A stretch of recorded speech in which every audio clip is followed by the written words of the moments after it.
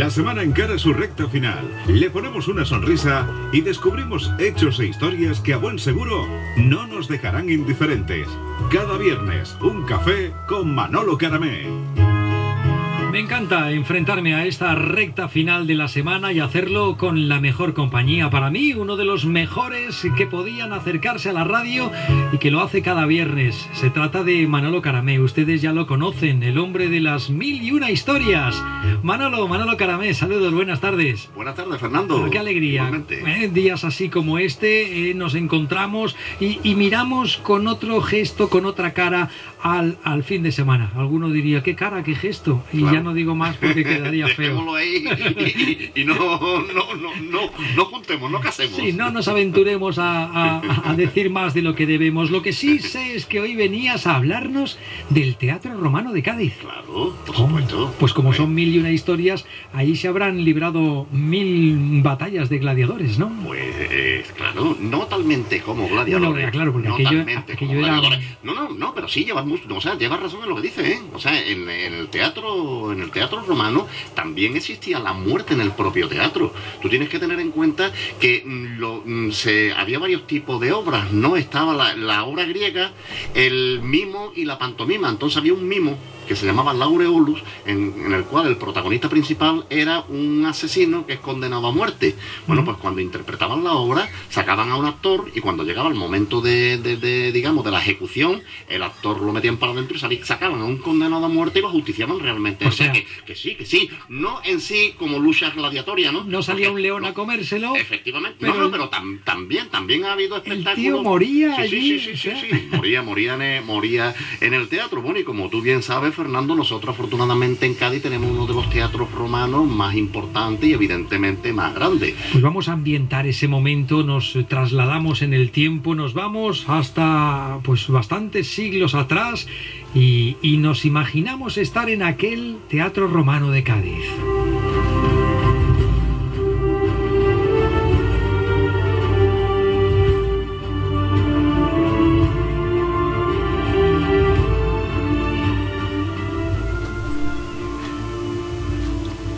Adelante, cuéntanos, Manolo, cuéntanos. Pues sí, Fernando, como te iba diciendo, el Teatro Romano de Cádiz fue descubierto en el año 1980, coincidiendo con el descubrimiento del sarcófago antropoide fenicio femenino, el que llamamos la Dama de Cádiz, ¿no? El siglo IV antes de Cristo, concretamente es del año 470 antes de Cristo, el masculino es del 400, descubierto unos con otros casi con 100 años, bueno, 93 años, porque el masculino fue descubierto en el año 1887, pero no me voy a desviar del tema, no he ido a hablar de los sarcófagos, ya sabrá, habrá tiempo. Otros programas, ¿no? Pero sobre todo el teatro romano, que ya como insisto es uno de los mayores, para que nos hagamos una idea de los mayores, yo casi diría el mayor de España, el teatro de Mérida tiene 88 metros de diámetro, mientras que el Teatro Romano de Cádiz tiene 119. Tanto es así que cuando se descubrió el teatro se pensaba que no era un teatro romano, que era un teatro griego, porque los teatros griegos, en vez de tener forma semicircular, tenía forma prácticamente como de letra omega. Ajá. O sea que en los extremos salía hacia afuera. Entonces eso que se descubrió en el Teatro Romano de aquí de Cádiz parece ser que se debió a las edificaciones que habían anexas al mismo teatro del personal, digamos, de mantenimiento y demás del mismo.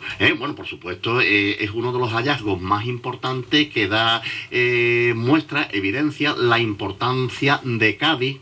Estamos hablando prácticamente de la primera mitad del siglo I antes de Cristo, porque el teatro romano fue edificado por Balbo el Menor, que sabemos que estuvo puesto aquí por Julio César, ¿no? Balbo era un legado de Julio César, y bueno, el aforo era tremendo. Aquí en Cádiz, la población de Cádiz era bastante importante y se tiene constancia de ello, ya que un escritor romano, Asinio Polión, manifiesta en sus textos que Balbo, en unos comicios que hizo, reservó 14 filas de gradas del teatro romano, precisamente para que los caballeros o equites se sentasen allí, lógicamente, primero ocupando la cavea ima, que es la parte inferior, después la cavea media y la cavea suma. En todo caso, sabemos que en el teatro romano también el público se posicionaba en una forma inversamente proporcional al estatus social. Pasa como hoy en los teatros. La gente de más dinero va abajo y los de menos van arriba.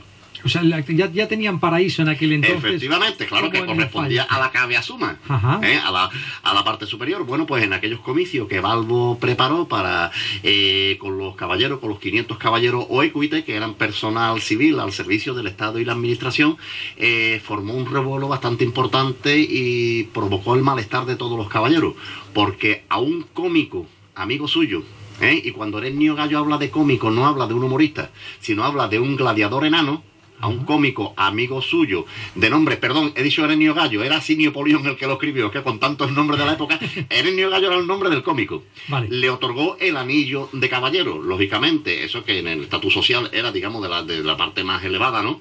Pues claro, todos los caballeros allí, que de pronto a un cómico, a un gladiador, por llamarlo de alguna manera, le otorga el anillo de caballero, pues lógicamente era como un desprestigio, un menosprecio hacia los demás, ¿no? Pues de ahí la importancia del teatro romano. Además, yo también, cuando se descubrió, y todos recordamos, sobre todo ustedes los jóvenes, yo ya casi esos tiempos me coge un poquillo ya a contrapelo, como se suele decir, que se iba a la discoteca, ¿no? El anfiteatro. Sí.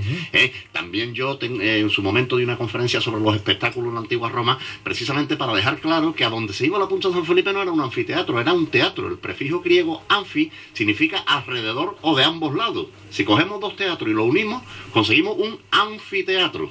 De hecho, el anfiteatro Flavio o Coliseo, si lo cortamos por la mitad y lo separamos, lo segregamos, lo que tenemos son dos teatros. Dos teatros. Efectivamente, por eso fue el motivo de preparar yo esta conferencia, donde hablé precisamente del teatro, del circo, que era para las carreras de caballos, del anfiteatro, poniendo como ejemplo el anfiteatro Flavio, lógicamente de ejemplo de circo puse el Circo Máximo de Roma, y de las naumaquias, que eran las batallas navales. ¿Qué historias? Sí, la historia se escribe así. Y lógicamente, claro, Cádiz es una ciudad que tiene de vestigio y, vamos, a nivel... Pero gracias al tamaño de ese teatro romano de Cádiz, comprobamos que Cádiz era una ciudad muy importante para la época, muy bien considerada. Importantísima. Era una ciudad romana. Bueno, pues hagamos por acercarnos a ver el teatro romano, y aquellos que aún hasta estas alturas no lo conocen, que lo visiten y lo descubran, que merece la pena. Yo creo que sí. Muy bien, pues hoy nos hemos trasladado al siglo I a.C. con Manolo Caramé. Todo es posible, y ahora lo que hacemos es trasladarnos ya al fin de semana y a disfrutar. Manolo, muchísimas gracias y hasta la próxima. Gracias a ti, Fernando. Buenas tardes. Buenas tardes. Venga.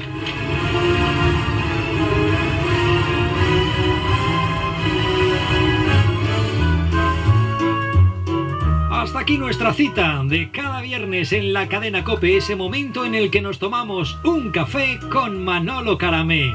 El próximo viernes tendremos una nueva cita y yo les recomiendo que no se lo pierdan, porque Manolo nos prepara historias más que suculentas.